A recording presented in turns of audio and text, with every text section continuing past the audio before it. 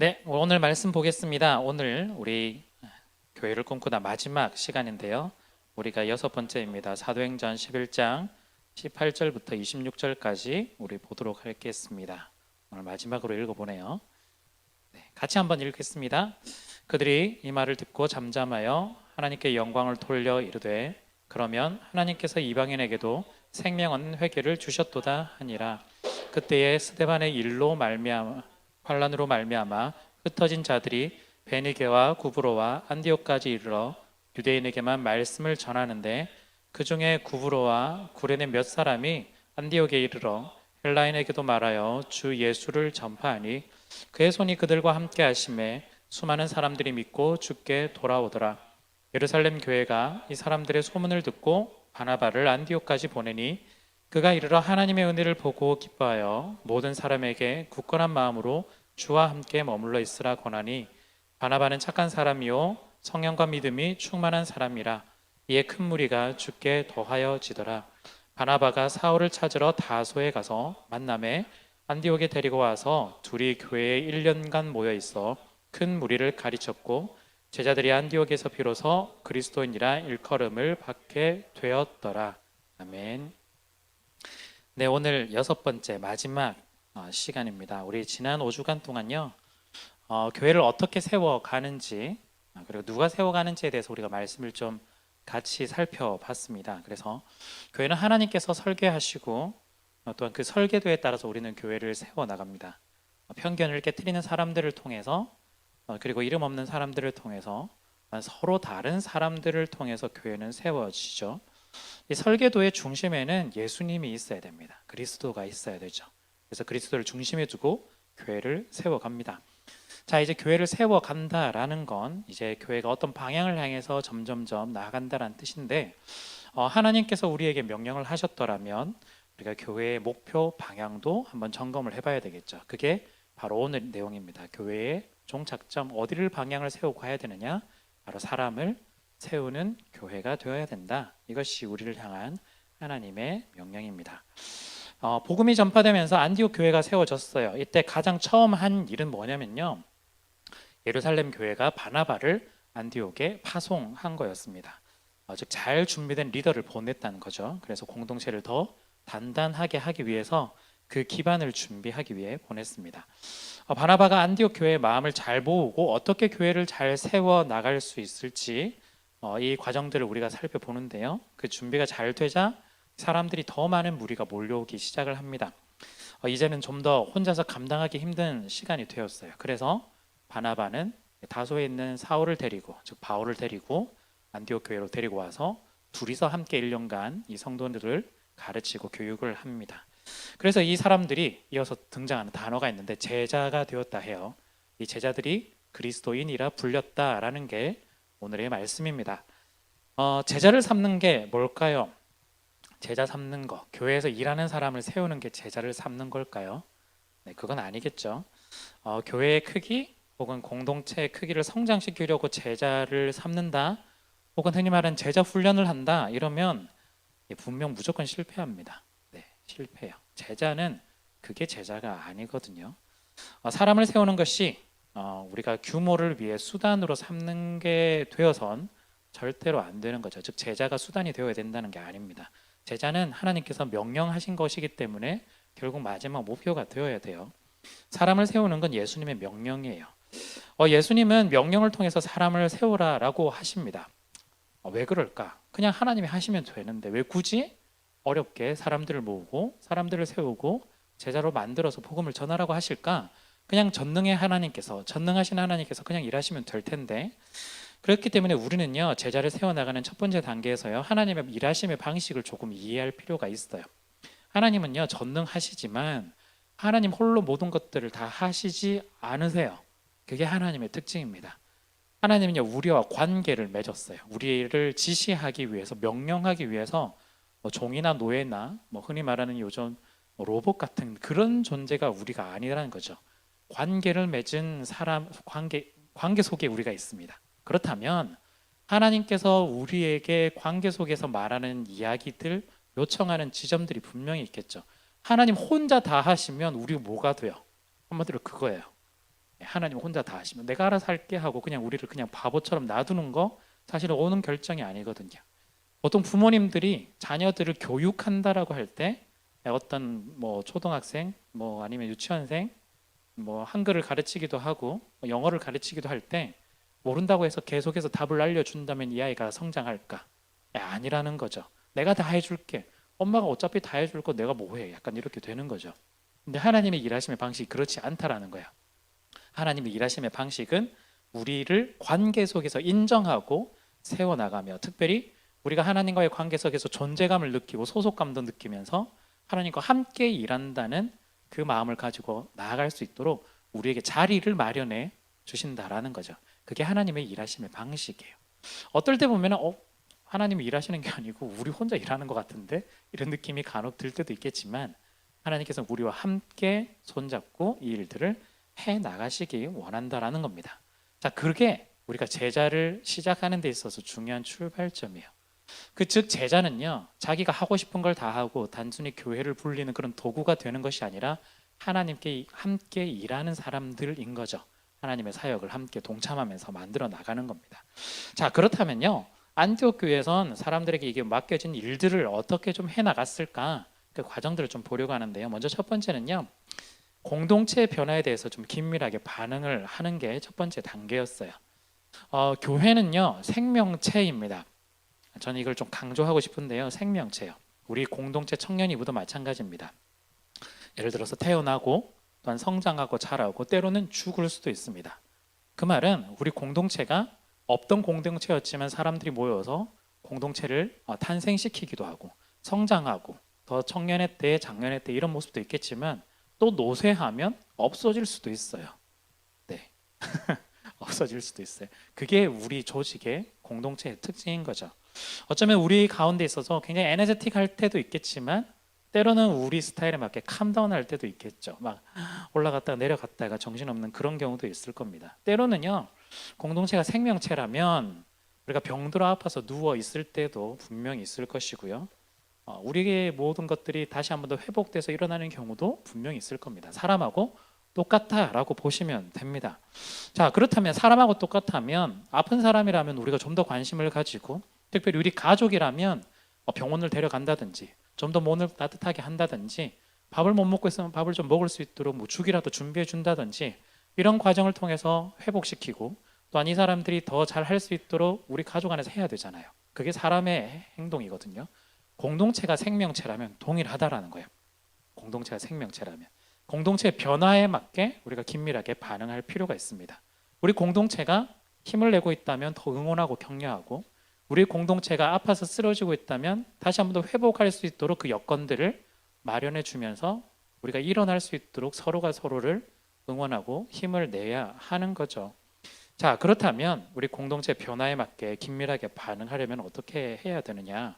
안디옥 교회는요 어떻게 했냐면요 엄밀하게는 예루살렘 교회인데 안디옥 교회 그 안디옥 지역에 복음을 듣고 수많은 사람들이 회심을 했다라는 이야기를 들었어요. 그때 예루살렘 교회는 어떻게 반응을 했느냐? 예루살렘 교회는 유대인들로만 구성된 교회임에도 불구하고 이방인들이 많이 들어오는 안디옥 교회에 정말 유능한 지도자를 보냈습니다. 그냥 거기 문제 있는 거 아니야? 사고 치는 거 아니야? 하면서 감시 차원으로 사람을 보낸 것이 아니라 이건 정말 하나님께서 하시는 일이다라고 판단을 해서 유능한 지도자를 보내게 돼요. 그게 바로 바나바였죠. 이 사건이 발생했을 때 어느 사람이 가느냐, 어떤 사람이 가느냐는 그 사건을 바라보는 그 주체에 대한 그 마음, 태도가 담겨 있는 거죠. 그 사건이 하나님께서 하신 일이다 했기 때문에 예루살렘 교회는 바나바를 보냈고 그 사건이 하나님이 아니라 사람들이 소동을 일으킨 거다 했으면 진압하는 차원으로 다른 사람들을 분명히 보냈을 거예요.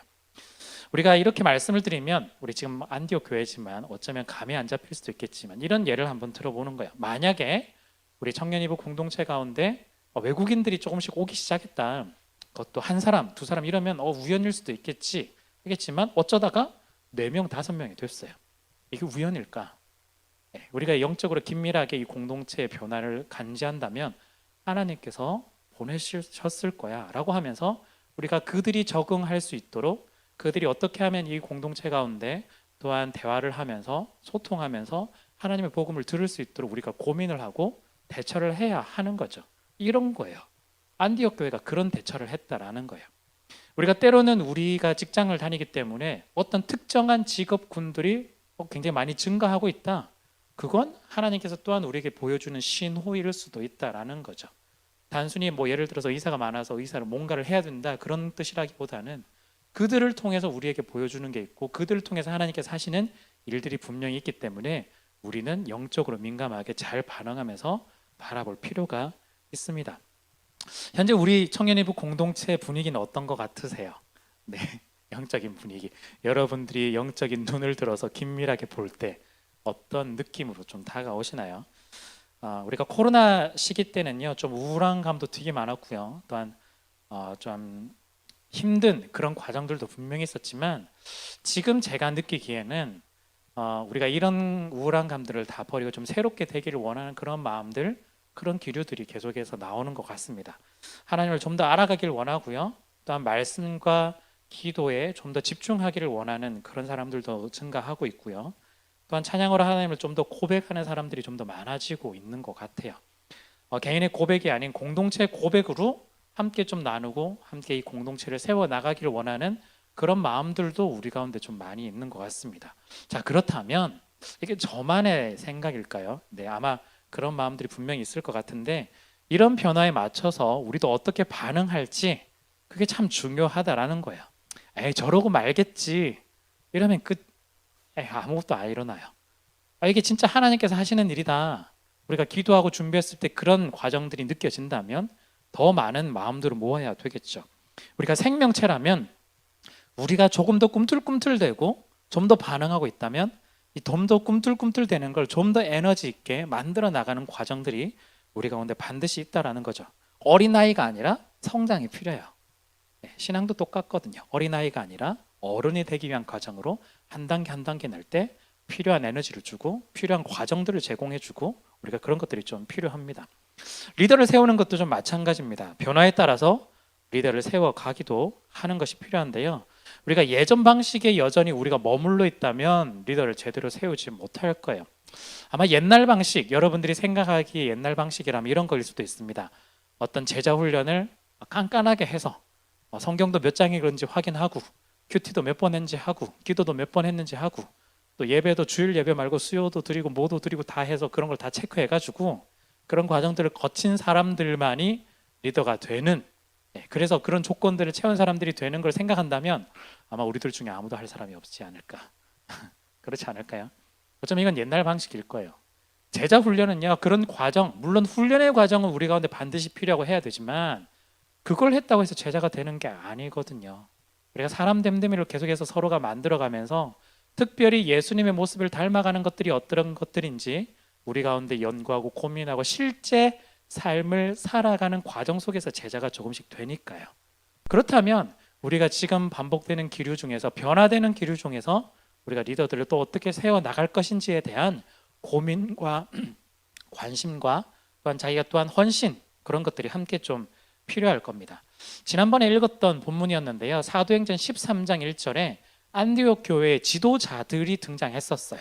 5명이었는데요, 바나바, 바울도 있었고 그 외에 어떤 사람들이 있었냐면 다른 헬라인도 있었고요, 또 제가 설명드릴 때 흑인으로 추정되는 사람들도 있었다라고 말씀을 드렸어요. 심지어 헤롯의 친척, 예수를 믿던 사람들을 엄청나게 박해하던 헤롯의 친척도 지도자로서 안디옥 교회에 있었다라고 이야기해요.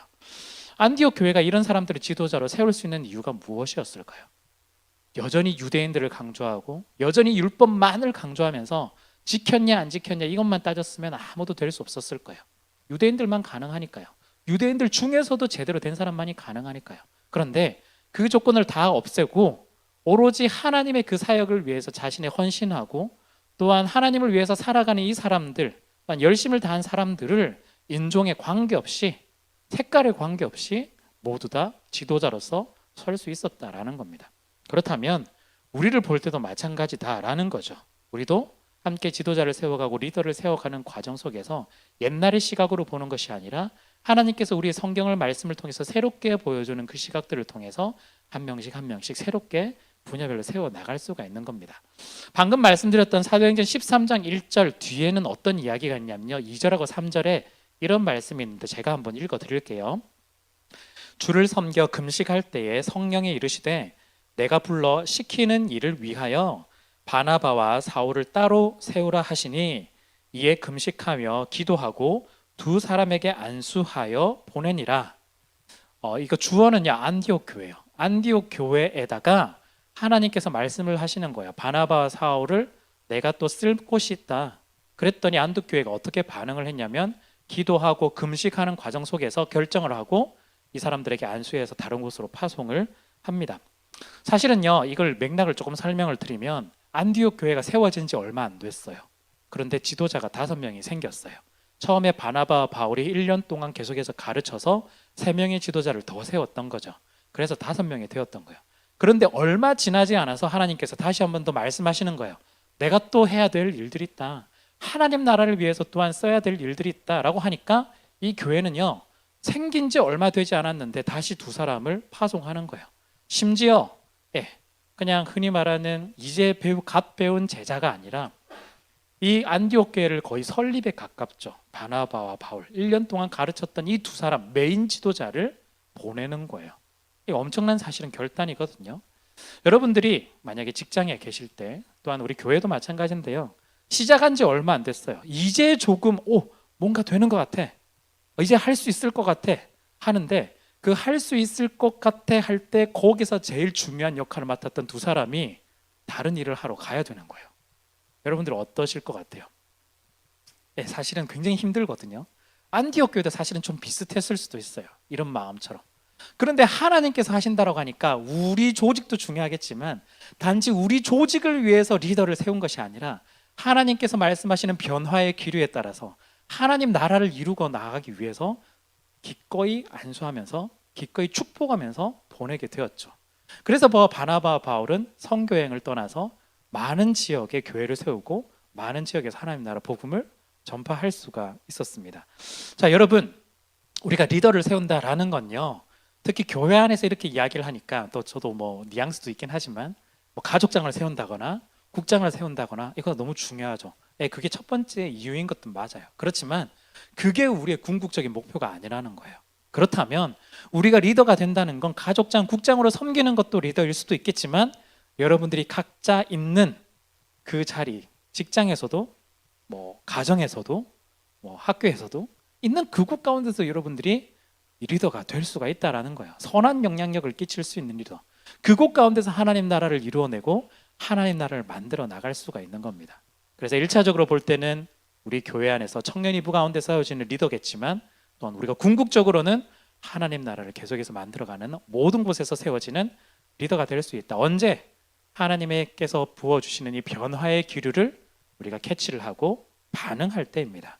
그래서 여러분들이 우리 청년이부에 흐르는 이 기류들을 영적인 눈으로 좀 바라보셨으면 좋겠고 함께 그것들을 이루어 나갔으면 좋겠습니다. 그러다 말겠지. 저 사람들이 하는 거야. 이러면 그냥 결국엔 끝이라는 거죠. 함께 만들어 갔으면 좋겠습니다. 자, 2번째는요. 이 공동체는 리더를 통해서 좀 더 단단하게 만들어집니다. 특별히 이제는 우리 공동체를 조금 더 얘기해 볼 텐데요. 예루살렘 교회는 바나바를 파송하죠. 그리고 안디옥에 도착한 바나바는요, 하나님의 은혜를 맛보고 굉장히 기뻐합니다. 그리고 모든 사람에게 뭐라고 이야기하느냐? 굳건하게 마음을 지켜서 주님과 함께 있으라라고 안디옥 교회 사람들에게 권면을 해요. 주와 함께 있으라라고 권면합니다. 그래서 바나바와 이 권면에 교회는 더 단단해지고 많은 사람들이 주님께 더해지는 일들이 일어나게 되죠. 한 공동체에서 리더는 너무나 중요해요. 굉장히 중요합니다. 흔히 말하는 배에서 선장과 같은 존재들이죠.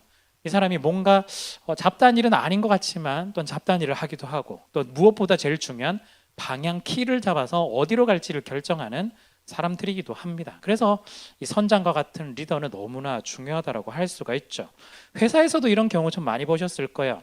여러분들의 직장 CEO, 사장님은 어떠신지 모르겠지만 사장님이 어떻게 결정하느냐에 따라서 이 회사가 휘청휘청 되기도 하고 굉장히 힘있게 나아가는 경우도 분명히 생길 겁니다. 특별히 어려운 상황에서 어떤 결정을 하느냐, 그게 너무나 중요한 리더의 자질이라고 보통 이야기를 하기도 하죠.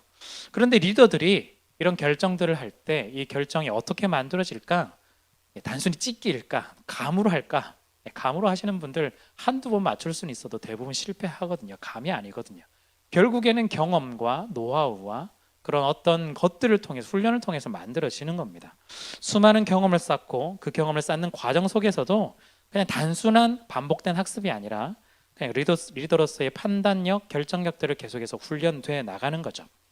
여러분들이 잘 아시겠지만 우리나라 뭐 조선시대 혹은 다른 나라도 마찬가지인데 그 후계자들, 흔히 말하는 왕세자들에게 그 나라에서는 그냥 가만히 두지 않았어요. 너무나 혹독하고 가혹하게 교육을 하고 훈련을 했습니다. 왜냐하면 지금에 있는 왕이 언제 죽을지 모르거든요. 지금의 왕이 뭐 때로는 20년, 30년 넘게 할 수도 있겠지만 그래서 자기가 왕자였는데 왕세자였는데 나중에 왕이 될 때 60, 70이 될 수도 있겠지만 그런데 사실은 언제 될지 모르니 계속해서 훈련을 받는 겁니다. 어릴 때부터 6살, 7살, 8살 때부터 계속해서 훈련을 받으며 단단하게 만들어지고 있죠. 이번에 실수했으니 다음에 잘 해볼게. 이건요 그냥 아랫사람이 흔히 말하는 이야기고 사실은 리더에 있어서 왕에게 있어서 중요한 결정의 자리에 있어서는 사실은 잘 통하지 않아요. 이번에 실수했으니까 다음에 잘 해볼게요. 이거 잘 통하지 않는다라는 거죠. 본인이 한 결정 본인이 좀 책임져야 하기도 합니다. 더 나아가서는 본인의 결정이 조직을 좌우하기도 하고 또한 조직을 넘어서 왕 같은 경우에는 나라의 운명도 달려있기 때문이죠. 그래서요 우리 다시 교회를 돌아온다면 우리 교회를 볼 때 리더를 좀 잘 세울 필요가 있습니다. 다시 한번 마치 잘 세운다고 하면 처음에 이야기했던 것처럼 큐티도 잘하고 성경도 잘하고 그런 조건이 또 달려있어야 하지 않을까? 약간 이런 생각이 들겠지만 사실은 그 얘기를 하는 게 아니고요. 우리가 교회에서 리더가 잘 성장할 수 있도록 제공해 주는 것이 훨씬 더 중요합니다. 지금까지 우리의 관점은 뭐냐면요. 내가 잘해야지. 우리가 잘해야지 이것밖에 없었어요. 제자 훈련하면 제자 훈련 잘해야지. 그런데 뒤집어서 생각해 보면요. 이 제자가 성장하기 위해서 방향을 제시해 주고 또한 이 제자가 하나님 나라를 이루어가는 데 있어서 중요한 역할을 할 수 있도록 그 정보를 제공해주고 교육을 제공해주고 훈련을 제공해주는 또 다른 리더가 있다는 거죠. 네. 여러분들이 만약에 제자의 과정을 밟는다고 한다면 물론 여러분들은 최선을 다해야 되겠지만 그 밟는 과정이 올바른 과정이 될 수 있도록 도와줄 필요가 있다는 거예요. 그게 어쩌면 저의 역할일 수도 있겠죠. 네. 사실은 지금 저보고 하는 소리거든요. 이거 제가 잘해야 되는데 우리 교회를 볼 때는 이런 거일 수도 있어요. 뭐 직분자, 장로, 권사, 집사님들 또 중요한 결정들을 하시죠. 뭐 구역장 이럴 수도 있죠. 우리 가운데는 우리 가족장, 국장 이렇게 세워지는데요. 물론 가족장, 국장이 잘 준비되어서 잘 세워져야 되겠지만 그 과정 이전에는 더 뭐가 필요하냐면 그들을 이끌어낼 수 있도록 하는 리더의 또 다른 역할, 저의 역할이 또한 필요하다라는 겁니다. 어쩌면요. 참 죄송하지만 제가 여기서 온 이후부터 뭐 코로나고 뭐고 이런 여러 가지 이유를 대가지고 제대로 잘 못 해드렸어요. 너무 끄덕거리면 좀 고개는 막 끄덕끄덕거리고 있는데 좀 그런데요. 어쨌든 참 죄송합니다. 그래서 어떻게 하다 보니 이렇게 됐는데 아까 첫 번째 말씀드린 것처럼 변화의 기류가 우리 가운데 조금씩 계속해서 이어져 오는 것 같다라는 거죠. 저는 이제 타이밍이 조금씩 맞는 것 같아요. 뭔가 조금씩 이제 톱니가 맞아 떨어지는 듯한 느낌. 그래서 이제 조금씩 이 과정들을 만들어 나가고 함께 할 수 있는 것 같습니다.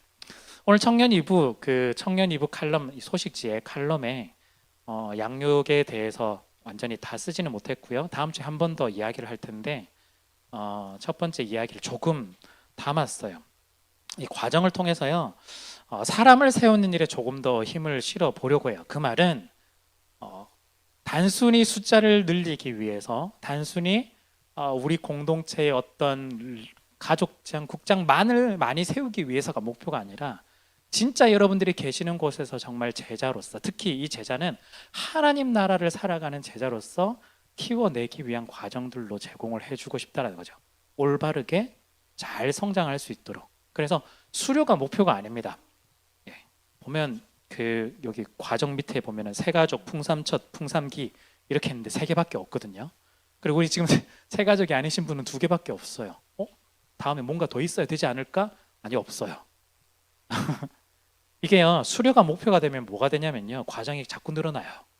나 수료했으니까 다음에 뭐 해야 되지? 이거거든요, 지금. 나 풍삼처 됐으니까 다음에 풍산기 하고 나면 뭐, 목사님 그 다음 과정은 뭐죠? 계속해서 물어보기 시작하는 거예요. 그래서 교회마다 어떤 게 자꾸 생기냐면 뭐 5단계, 예, 5단계, 또 5단계 안에 또 단계가 5단계가 끝이 아니에요. 5단계 안에 보면 101, 102, 103 과정, 그런 거 못 보신 적 없나요? 2단계를 가까스로 넘어가면 또 있어. 201, 202, 203. 그래서 5단계를 하면 곱하기 3 하면 15개 과정 무려. 이런 식으로 다 하는 거예요. 하고 나면 여러분들 이미 집사가 되어 있는 거예요. 아주 자연스럽게. 그런 과정으로 가는 거죠. 자, 그걸 뭐라고 하는 게 아니라, 저는 진짜 여러분들이 수료만으로 끝내는 그런 인생 말고, 진짜 하나님을 제대로 알고, 진짜 내가 있는 이곳을 제대로 알고, 복음을 알고, 하나님 나라를 잘 알아서 진짜 그렇게 잘 살아가는 사람들이 되었으면 좋겠다라는 거죠. 그 과정 속에서 또한 섬길 수 있는 기회가 되면 가족장으로 섬기기도 하고, 국장으로 섬기기도 하고, 또한 그것 외에도 우리가 지금 찬양팀도 섬기잖아요. 이렇게 섬기기도 하고, 또한 여러분들이 주일학교면 주일학교 교사로 섬기기도 하고, 곳곳마다 여러분들이 그곳에서 리더로서 영향을 끼칠 수가 있는 거죠. 리더라고 자꾸 하니까 갑자기 뭐 10명을 이끌고 가는 그런 사람, 꼭 그게 리더가 아닙니다. 우리가 두 사람이라도, 한 사람이라도 선한 영향력을 끼칠 수 있으면 그 사람에게 있어서 나는 리더가 되는 거죠. 여러분들이 직장에 있어서 내가 지금까지 막내였는데 새로운 한 사람이 들어왔어요. 그럼 그 사람한테 어떻게 해야 될까요? 리더로서 선한 영향력을 끼쳐야 진짜 리더가 되는 거예요. 거기서도 제대로 안 하는데 무슨 여기 와서 갑자기 뭘 하겠다고, 그건 말도 안 되는 거거든요. 평상시에 어떻게 살아갔냐가 굉장히 중요한 거죠. 자, 그렇기 때문에 어찌됐건 우리가 이거 교회에 충성하는 것을 충성하는 사람만 만드는 게 이 과정의 목표가 아니라, 진짜 살아갈 수 있도록, 또한 진짜 하나님의 사람으로 제자로서 나아갈 수 있도록 하는 것이 이 과정의 목표입니다. 그래서요, 처음에 과정은 세가족 과정인데요. 뭐 지금 세가족 그 과정을 거치신 분들은 조금 아시겠지만, 약간 가편집된 본으로 제가 그냥 짜깁기 해가지고 만든 세가족 교재가 있어요. 그래서 그 가족 사주를 통해 가지고 우리가 좀 어떻게 그 앞으로 경험하게 될 풍삼첫, 풍삼기, 풍성한 삶의 첫걸음, 풍성한 삶의 기초인데요. 그거에 약간 샘플 모델과도 같은 거예요. 내가 나 자신을 알고 복음을 알고 하나님을 알고 세상을 알고 그 과정 속에서 그리스도 안에서 내가 어떤 사람으로 살아갈 것인가에 대해서 우리가 간혹 조금씩 설명해 드리고 그 경험들을 할 수 있도록 세가족을 합니다. 끝나고 나면 풍성한 삶의 첫걸음을 할 거예요. 제가 여기 광고를 지금 매주 하고 있는데요. 풍성한 삶의 첫걸음 양육 과정에서 목요일부터 한다라고 하는데, 실제 이제 내가 예수님을 좀 믿고 좀 단계를 보고 싶다, 특별히 아직 세례는 못 받았는데 입교는 못 받았는데 한번 해보고 싶다라면 이 과정으로 대체하려고 합니다. 이미 그쪽 관계자하고 다 얘기는 해놨고요. 이걸 하는 건요, 우리가 좀 더 단단하게 내 신앙들을 확인하고 점검하기 위함이에요.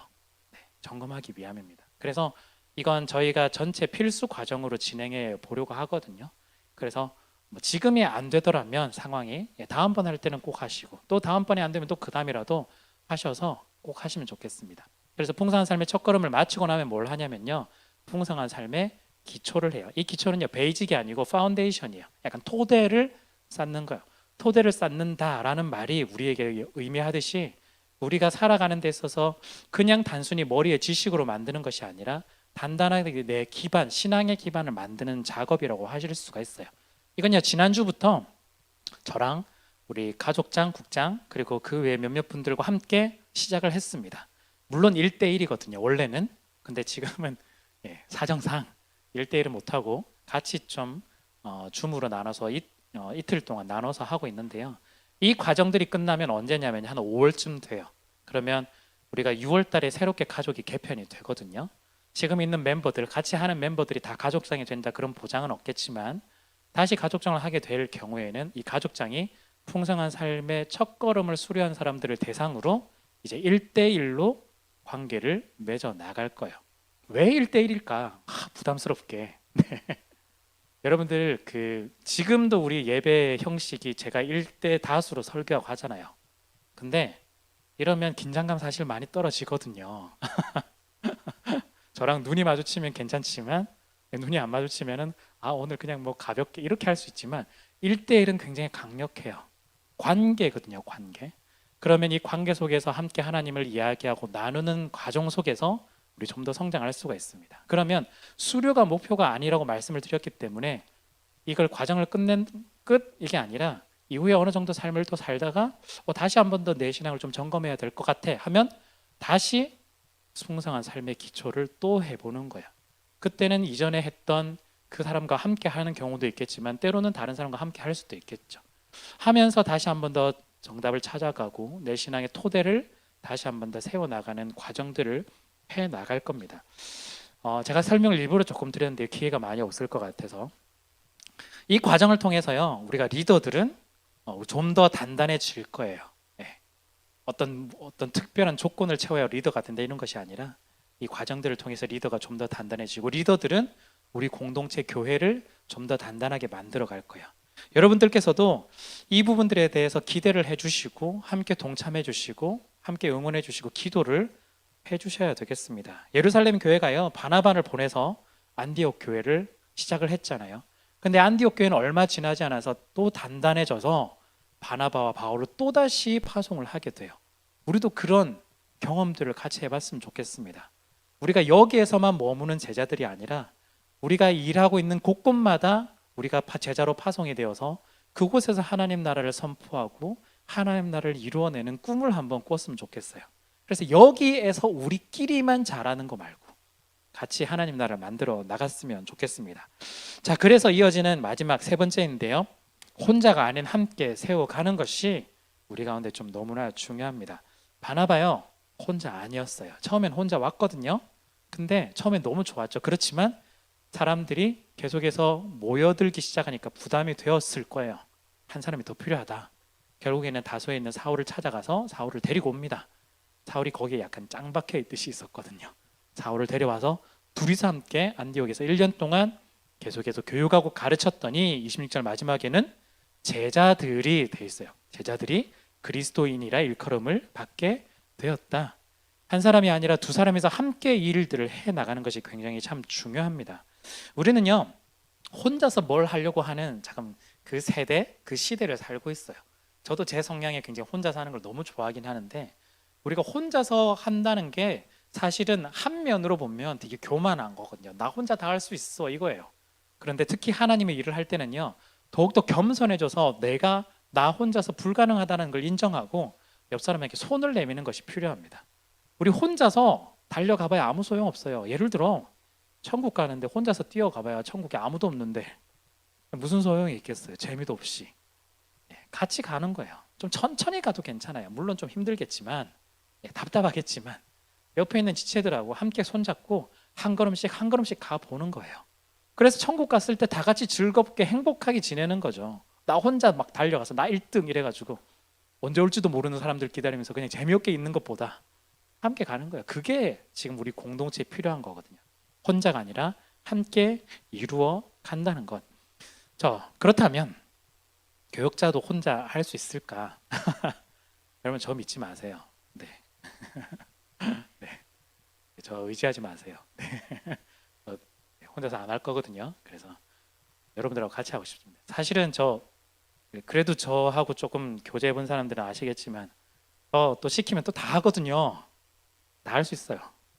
찬양인도 할 수 있고요. 그냥 다 할 수 있고요. 뭐 그거 의미 없어요. 의미 없어요. 제가 여러분들에게 누누이 강조드리는 건 청년 이부의 주인이 누구라고요?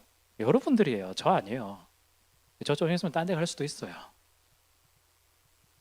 뭐 지금 간다는 얘기가 아니고. 네. 그 말은 제가 여기에 주인이 아니라 여러분들이 이곳의 주인이란 뜻입니다. 그걸 좀 강조하고 싶어서요. 네. 그렇다면 이곳 가운데 고민을 해야 될 사람이 누구예요? 물론 저는 담당 교육자에서 당연히 고민을 하고 또 처음에 말했던 리더로서 여러분들을 이끌어내기 위해서 굉장히 중요한 포인트를 가지고 있지만 여러분들이 주인으로서 고민을 하셔야 돼요. 여러분들이 주인으로서요 이곳 가운데 마음을 두셔야 돼요. 여러분들이 주인으로서요 우리 청년 이부를 향해서 기도를 해주셔야 돼요. 저 혼자 해봐야 무슨 소용이 있겠어요. 여러분들이 하셔야지. 네. 저 혼자서 막 북치고 장구치고 다 하다가 갑자기 저 다음에 갑니다 이러면은 무슨 난리겠어요. 제가 경험했던 것 중에 이런 게 있었어요. 제가 청년 말고도 전 중고등부도 좀 했었는데 어, 제가 뭐 워낙 텐션이 낮기 때문에 잘 못한 것도 있는데 예를 들어서 앞부분에 그 사역자가 왔는데 그 앞에 있는 사역자가 너무 잘하는 거예요. 정말 정말 잘해요. 정말 정말 잘하는데 문제는 이 사역자가 본인 스타일대로 처음부터 끝까지 알파 오메가 전부 다 해버린 거예요. 본인 스타일대로. 근데 그걸 따라하는 사람들은 너무 행복해요. 즐거워요. 와, 우리도 막 이런 거 하는구나 막. 근데 그 사역자가 떠났을 때 어떻게 됐을까요? 완전 바닥을 키웠어요. 왜냐하면 한 번도 내가 해본 경험이 별로 없어요. 이 사역자가 하자는 대로 다 했을 뿐. 따라 해볼 수는 있겠죠. 근데 그게 안 되는 거예요. 오히려 부흥했다고 생각했지만 오히려 우리의 본 모습을 확인할 수 있는 기회가 되었던 거예요. 아, 우리 아무것도 아니었구나. 그냥 여기서 그냥 종교 생활하고 되게 좋았던 거구나. 이것만 했던 거예요. 여기서 이 사역자가 자신의 이름만 날리고 그냥 가버렸던 거예요. 사실은 어떻게 따져보면. 물론 좋은 추억이 남았겠죠. 여러분, 우리 공동체에서요, 제가 뭔가를 할 수 있겠지만 저를 의지하지 말고 저를 기대하지 말라고 하는 건, 물론 우리의 리더로서 제가 여러분들한테 이끌고 목양적인 지도를 하겠지만 여러분들이 이 공동체에 대한 고민이 없으면 제가 해봐야 아무런 의미가 없다라는 거예요. 계속해서 기도하시고 관심을 가져주시고 여러분들이 함께 힘을 내주시고 또는 손을 내밀어 주시고 혼자가 아니라 함께 한다는 걸 여러분들이 누릴 수 있도록 해주셔야 돼요. 왜냐하면 저야 어떻게 보면 직업이잖아요. 네. 제가 굉장히 부끄러움도 많이 타고 또 눈도 잘 못 마주치고 이래도 또 하라고 하면 또 막 아무 일은 아닌 것 마냥 막 하고 있거든요. 예. 저는 그냥 일이니까 하는 거예요. 어떻게 보면. 근데 여러분들 가운데 진짜 순수한 믿음으로 손을 내밀어 보고 싶고 한번 해보고 싶고 할 때 옆에서 잡아주면 할 수 있거든요. 근데 그 잡아주는 사람이 없어가지고 그냥 소가리만 하다가 그냥 조용히 사그라들지 않도록 여러분들이 옆에서 응원해 주시고 격려해 주시고 해주셔야 돼요. 함께 만들어 가는 거예요. 그래서 사람을 세우는 일에 여러분들이 마음을 좀 모아 주셔야 됩니다. 혼자서 절대 할 수 없어요. 함께 만들어 가는 거예요. 바나바 혼자 있다가 바울과 함께 만들어 가는 것처럼 두 사람뿐만 아니라 세 사람이 더 붙여서 또한 교회를 계속해서 이끌어 가는 것처럼 함께 만들어 가야 됩니다. 자, 여러분 말씀을 조금 정리해 보려고 하는데요. 저는 이 말씀을 통해서 여러분 우리 공동체가요, 저는 사람을 살리고 또한 계속해서 사람을 세워나가는 공동체가 되었으면 좋겠습니다. 그래서 제가 세 가지 부탁을 좀 드리고 싶은데, 한 가지는요, 우리 서로가 서로를 조금 더 사랑해 주셨으면 좋겠습니다. 이 사랑이란 게 우리는 항상 표현으로만 생각하는데 꼭 우리 잘하는 거 있잖아요. 우리 뒤에서 그냥 좀 조용히 하는 거, 그런 것도 좋아요. 괜찮습니다.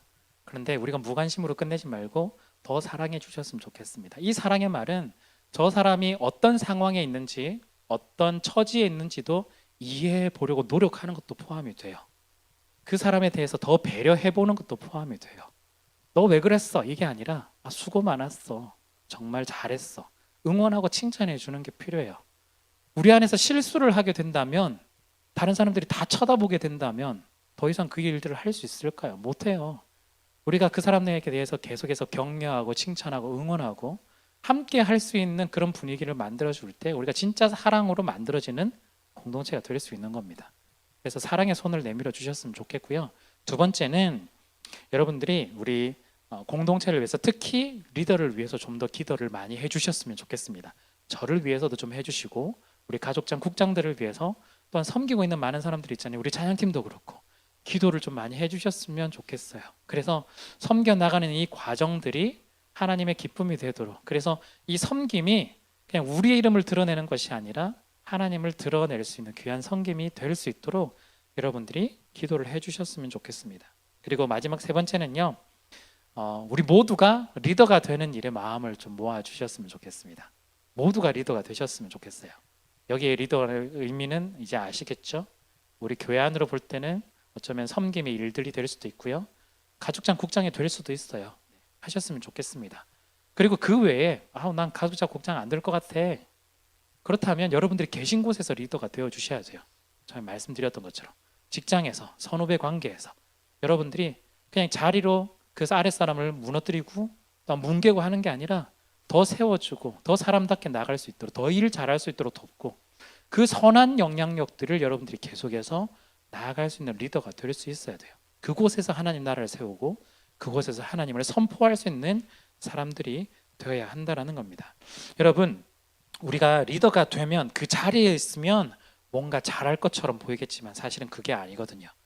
우리가요, 그 전에 우리가 어떤 태도로 항상 임했고 어떤 자세로 임했느냐에 따라서 그 사람이 달라지게 되어 있습니다.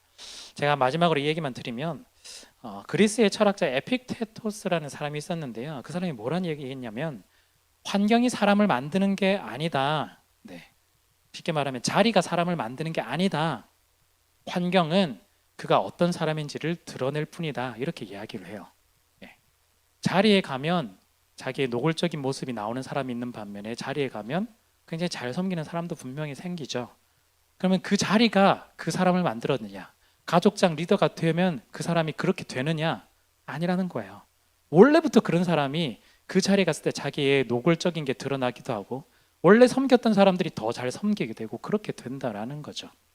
그래서 자리가 사실은 중요하기보다는 그 전에 있어서 여러분들이 어떤 태도와 어떤 삶의 자세로 하나님을 바라보고 하나님을 의지하고 나가는지가 훨씬 더 중요합니다. 그렇다면 꼭 가족장 국장 아니더라도 여러분들의 삶의 태도를 따라서 삶에 있는 그 순간순간마다 사람을 세워나가고 또한 그 사람을 세운 곳 가운데서 여러분이 또한 리더로서 나아갈 수가 있다라는 거죠. 우리 교회가요, 우리 청년이 계속해서 이런 사람을 살리고 세우는 일에 조금 더 마음을 모아 보려고 해요.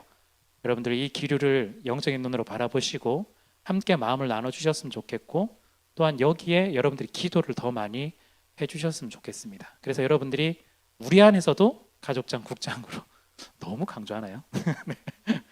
지금 약간 천하야.